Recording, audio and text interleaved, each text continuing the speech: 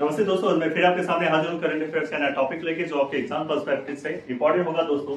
आज का टॉपिक है दोस्तों भारत में हालिया खोजों संबंधित स्टैटिक पोर्शन, पश्चिमी घाट में मकड़ियों की नई प्रजाति, राज्य व्यवस्था और डिजिटल गवर्नेंस, भूगोल और बुनियादी ढांचा, पर्यावरण और पारिस्थितिकी, बीपीएससी पैटर्न अभ्यास प्रश्न, बीपीएससी पैटर्न पे अभ्यास प्रश्न देखेंगे दोस्तों। आसमान भी उतर जाएगा जमीन पर, बस इरादों में जीत की हिम्मत होनी चाहिए। ये दोस्तों हालिया में खोजे गए हैं, है ना। ये फिगर आप लोग ध्यान से देख लीजिए, ठीक है। इसके बारे में हम लोग तथ्य जानेंगे इस फिगर को। तथ्य इसका, महाराष्ट्र में प्राचीन भूल भुलैया की खोज हुई है, आर्कियोलॉजिकल का डिस्कवरी है।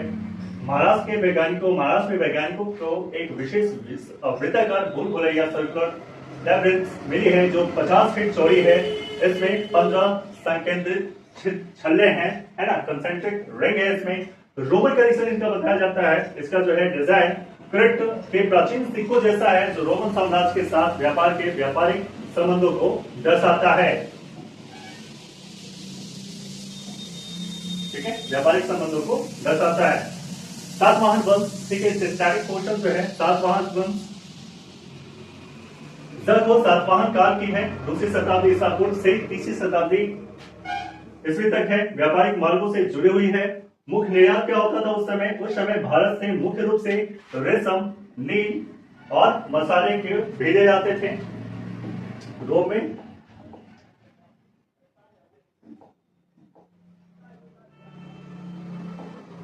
नेक्स्ट है दोस्तों, पश्चिमी घाट में मकड़ियों की नई प्रजाति मिली है। मकड़ी की नई प्रजाति है जो भी खोजी गई है।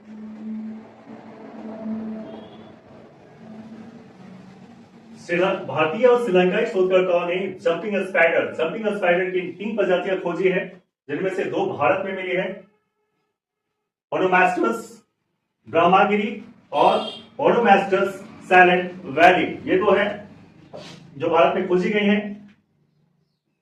स्कैनिंग सिद्धांत, ये क्या है दोस्तों? ये खोजें बताती है कि कैसे ऊंचे पहाड़ी जंगल प्राकृतिक द्वीपों की तरह काम करते हैं और नई प्रजातियों के विकास में मदद करते हैं। स्टैटिक पोर्शन जो है साइलेंट वैली नेशनल पार्क, यह केरल के पलक्कड़ जिले में स्थित है और नीलगिरी बायोस्फीयर का यह हिस्सा है। ब्रह्मगिरी पहाड़ियां, यह कर्नाटक के कोडागु जिले में स्थित है और यहां से कावेरी नदी का उद्गम होता है।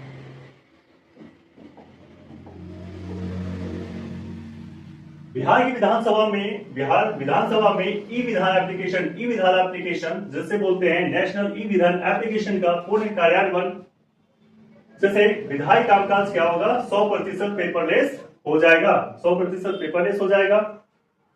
दोस्तों नेवा क्या है? यह एक डिजिटल मंच है जो संसद और राज्य विधानसभाओं को एक सत्र में जोड़ता है। संविधान लिंक इसका क्या है दोस्तों? एक्चुअली क्या है कि करंट अफेयर्स है, करंट अफेयर्स से जुड़े हम लोग स्टैटिक पोर्शन पढ़ेंगे। अब जो है एग्जाम्स है वो नहीं पूछता है कि एग्जैक्ट पूछता है कि बिहार विधानसभा में ई विधान एप्लीकेशन जो है ना, पूरी तरह से लागू हुआ है या नहीं हुआ। ये नहीं, ये अगर हुआ है, ठीक है, इससे रिलेटेड अगर अंदर से क्वेश्चन पूछना है तो ई विधान एप्लीकेशन जो है ना, यह क्या करता है, संसद और राज्य विधानसभाओं को एक सूत्र में जोड़ता है। तो दोस्तों यहां से आपको पूछेगा, है ना, पूछ लेगा कि ये, है ना, राज्य विधानमंडल का गठन किस अनुच्छेद के अंतर्गत है? 168 के अंतर्गत। विधानसभा के अध्यक्ष और उपाध्यक्ष किस अनुच्छेद के अंतर्गत आते हैं? तो 178। तो करंट से हम लोग पढ़ते हुए स्टैटिक पोर्शन को भी डील करेंगे। ये हमारा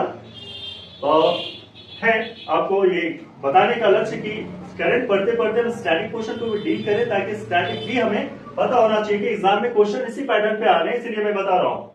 बीपीएससी का संभावित प्रश्न होंगे जैसे विधानमंडल की प्रक्रिया के नियम, विधायी विशेषाधिकार 194 के अंतर्गत है, डिजिटल इंडिया मिशन के घटक, है ना, देखते हैं सब के बारे में।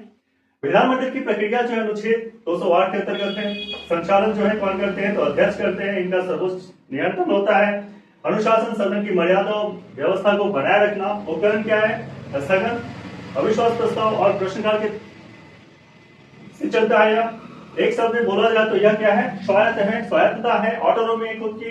सदन अपने नियम क्या करती है? खुद बनाती है। विधायी विशेषाधिकार अनुच्छेद 194 के अंतर्गत विधायी विशेषाधिकार है, व्यक्तिगत यह है बोलने की स्वतंत्रता और संरक्षण, सदन में बोलने पर अदालती कार्रवाई से पूर्ण मुक्त है। संरक्षण, दीवानी मामलों में सत्र के दौरान गिरफ्तारी से छूट है। सामूहिक क्या है, जब गोपनीयता और दंड, गोपनीयता जो गुप्त सत्र बुलाने का अधिकार है और दंड अवमानना करने पर वालों को अवमानना करने वालों को क्या है, सजा देने की भी शक्ति है इसे विधायी विशेषाधिकार के अंतर्गत। एक शब्द अगर इसे बोला जाए तो क्या है, ये प्रोटेक्शन है, सुरक्षा है, ठीक है, बिना डर के विधायी कार्य करने का। दोस्तों डिजिटल इंडिया मिशन के तहत 9 स्तंभ है, वो 9 स्तंभ हम लोग थोड़ा जान लेते हैं, जानने की जरूरत है। जैसे broadband highway, internet grid, universal phone access, हर गांव में mobile, public internet, common service centre, e governance, कागज रहित सरकारी कामकाज, ई क्रांति, डिजिटल शिक्षा और स्वास्थ्य, पुलिस सूचना, नागरिकों तक सरकारी डेटा की पहुंच, इलेक्ट्रॉनिक विनिर्माण, घरेलू चिप और उपकरण निर्माण, नौकरियों के लिए आईटी, डिजिटल कौशल विकास, त्वरित कार्यक्रम, बायोमेट्रिक उपस्थिति और वाईफाई, ये हैं डिजिटल इंडिया मिशन। इंडिया के, भारत के हैं 9 डिजिटल इंडिया मिशन है। उसके तहत ई गवर्नेंस जो है, ई गवर्नेंस के तहत जो है वो ई विधा एप्लीकेशन आया है, नेम एप्लीकेशन है। एक शब्द में इसे बोला जाए तो यह एम्पावरमेंट का है, सशक्तिकरण का है, तकनीक के द्वारा क्या करना है, सुशासन लाना है। बिहार कैबिनेट द्वारा सोनपुर सारण में 4200 एकड़ भूमि पर क्या किया गया है, विशाल ग्रीनफील्ड हवाई अड्डे के निर्माण की क्या कर दी गई है, मंजूरी दे दी गई है। सोनपुर की स्थिति कहां है दोस्तों, तो सोनपुर यह गंगा और गंडक नदी के पवित्र संगम पर स्थित है। भौगोलिक और ऐतिहासिक रूप से यह बहुत ही महत्वपूर्ण है। ये जो है इसकी जरूरत क्यों हुई यहाँ पे, और सोनपुर में नया हवाई अड्डा, अंतरराष्ट्रीय हवाई अड्डा बनाने की जरूरत क्यों पड़ी, इसका जहां आंसर है, यह पटना के जयप्रकाश नारायण हवाई अड्डे की सीमित क्षमता मीन्स यात्री दबाव इतना ज्यादा हो जाता था, उसको कम करने के लिए जहां मेगा प्रोजेक्ट शुरू किया गया है। अगर क्वेश्चन इससे आता है तो गंगा के उत्तरवर्ती सहायक नदियां, गंडक, घाघरा, कोसी से रिलेटेड उद्गम पूछेंगे आप, है ना। विकास में परिवहन नेटवर्क पूछ सकता है यहाँ पे। दोस्तों ये बिहार की प्रमुख नदियां हैं, ठीक है, जो उत्तरावर्ती और दक्षिणावर्ती हैं, ठीक है। गंडक, कोसी, कमला, सोन, ठीक है। कोसी बिहार का शुभ कहलाता है, ठीक है। दोस्तों उत्तरवर्ती नदियां जो है उद्गम, इसका घाघरा नदी का उद्गम जो है मापचा, चुंबो, हिमनद, तिब्बत, मानसरोवर के दक्षिण में है। इसका अन्य नाम है कर्णाली, नेपाल में, और अयोध्या में इसको सरयू बोलते हैं। संगम इसका छपरा, सारण के छपरा के पास गंगा नदी में जाके यह मिलती है। गंडक नदी का उद्गम है दोस्तों मुस्तांग घोट, नुआन हिमालय, नेपाल हिमालय में पड़ता है। धौलागिरी और एवरेस्ट के बीच में है। अन्य नाम गंडक का है सप्तगंडकी और नारायणी। संगम इसका गंडक जो गंगा में मिलती है वो है सोनपुर हाजीपुर के पास, पहलेजा घाट के पास मिलती है। नेक्स्ट है तीसरी कोसी नदी, इसका उद्गम है गोसाई थान चोटी, नेपाल तिब्बत सीमा पे। मुख्य धारा का नाम इसका है अरुण, मुख्य धारा का नाम है अरुण है। विशेषता यह 7 धाराओं वाली नदी है, इसीलिए इसको बोलते हैं सप्तकोशी से निर्मित है। मार्ग बदलने और बाढ़ के कारण यह बिहार का क्या कहलाती है, यह बिहार का शोक कहलाती है कोसी नदी। बिहार के कैमूर वन्यजीव अभयारण्य जो है वो राज्य का दूसरा बाघ अभयारण्य घोषित किया गया है। स्टैटिक क्वेश्चन देखते हैं दोस्तों। जैव विविधता वन्यजीव संरक्षण अधिनियम 1972 और प्रोजेक्ट टाइगर, इससे रिलेटेड क्वेश्चन पूछ सकता है। पहला टाइगर रिजर्व जो है, बिहार का पहला टाइगर रिजर्व जो है वाल्मीकि टाइगर रिजर्व है, पश्चिम चंपारण। वर्तमान में यहाँ लगभग 50 से ज्यादा बाघ है। कैमूर की भूगोल जो है, कैमूर की पहाड़ियां विंध्य पर्वत श्रृंखला का हिस्सा है जो घने शुष्क पर्वतीय वनों से ढकी रहती है। अगर इससे क्वेश्चन पूछा जाएगा दोस्तों तो यह होगा विंध्य पर्वत श्रृंखला की विशेषताएं बताएं, बिहार में वनों का प्रतिशत कितना है ISFR रिपोर्ट के अनुसार, और राष्ट्रीय उद्यान और अभयारण्य से जुड़े कानून क्या है। इससे क्वेश्चन पूछ सकते हैं स्टैटिक क्वेश्चन से रिलेटेड। ये देखिए दोस्तों प्रायद्वीपीय भारत की पर्वतमालाएं हैं, विंध्य पर्वतमाला जो पढ़ेंगे अभी, है ना, इसके बारे में। फिर ये अरावली है, गुरु शिखर है, सतपुरा पर्वतमाला है, धूपगढ़ है, ये पूर्वी घाट है दोस्तों, और ये पश्चिमी घाट है। ये आपका नीलगिरी पर्वत है, अन्नामलाई पर्वत है, काडमम पर्वत है, अणामुड़ी पर्वत है, ठीक है। ये आपका स्थिति है, भारत की पर्वतमाला की स्थिति है। विंध्य पर्वत श्रृंखला की विशेषताएं क्या है? भौगोलिक स्थिति, यह सोन नदी के उत्तर में कैमूर और रोहतास का पठार है। क्या है यह? कैमूर और रोहतास का पठार है। चट्टानों का प्रकार कैसा है? पर्वतदर्श अवसादी चट्टाने हैं। प्रमुख खनिज इसमें क्या मिलता है? यह चुना पत्थर, पायराइट्स जो अजमोद करते हैं, बलुआ पत्थर मिलता है यहाँ पे। ऐतिहासिक साक्ष्य क्या है? तो सासाराम का शेषासुरी का मकबरा इसी बलुआ पत्थर से निर्मित है। अगर ऐतिहासिक साक्ष्य पूछा जाए तो सासाराम का शेषासुरी का मकबरा जो है इसी बलुआ पत्थर से बना हुआ है। जो विंध्य पर्वत श्रेणी की खनिज है।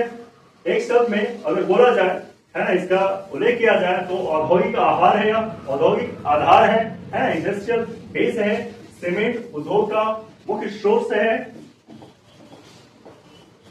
बिहार में वनों का प्रतिशत ISFR नवीनतम रिपोर्ट, है ना, कुल वनावरण है दोस्तों 7380.79 वर्ग किलोमीटर है। भौगोलिक प्रतिशत है 7.84% है। वृक्षावरण है, ट्री कवरेज है, यह 341 वर्ग किलोमीटर 2.48% है। कुल हरित क्षेत्र है, फॉरेस्ट प्लस ट्री कवर कितना है? 10.32% है। सर्वाधिक वन क्षेत्रफल कितना है कैमूर जिला में? तो प्रथम स्थान पे कैमूर जिला में सर्वाधिक वन क्षेत्रफल में। न्यूनतम वन क्षेत्रफल किसका है? न्यूनतम वन क्षेत्रफल किसका दोस्तों? यह है शेखपुरा जिला में सबसे कम वन क्षेत्रफल है। एक शब्द में अगर बोला जाए तो कैमूर जो है शीर्ष वन संपदा में अग्रणी है। कैमूर क्या है? शीर्ष वन संपदा में अग्रणी है।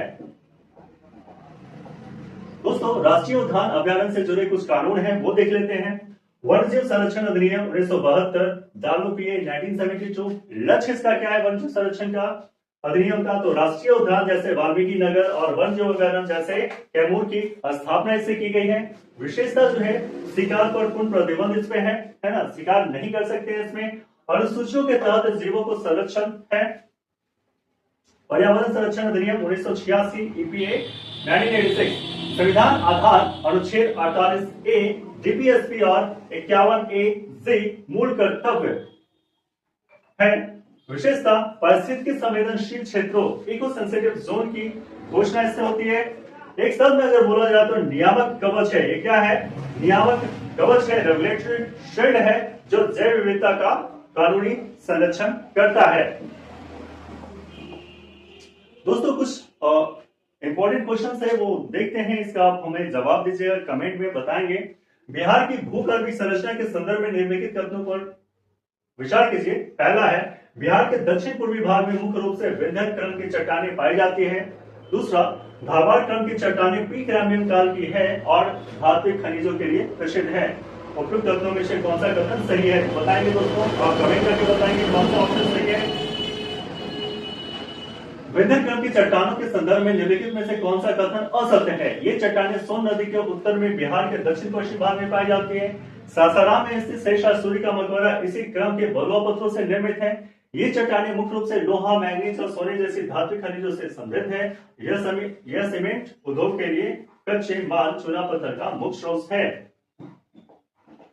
दोस्तों, इन क्वेश्चंस का आप हमें जवाब कमेंट बॉक्स में दीजिएगा, कमेंट के थ्रू दीजिएगा। दोस्तों, आज के लिए करंट अफेयर्स का सेशन यहीं तक। आगे मिलते हैं कल फिर नए क्वेश्चन के साथ। तब तक के लिए थैंक यू। जय हिंद।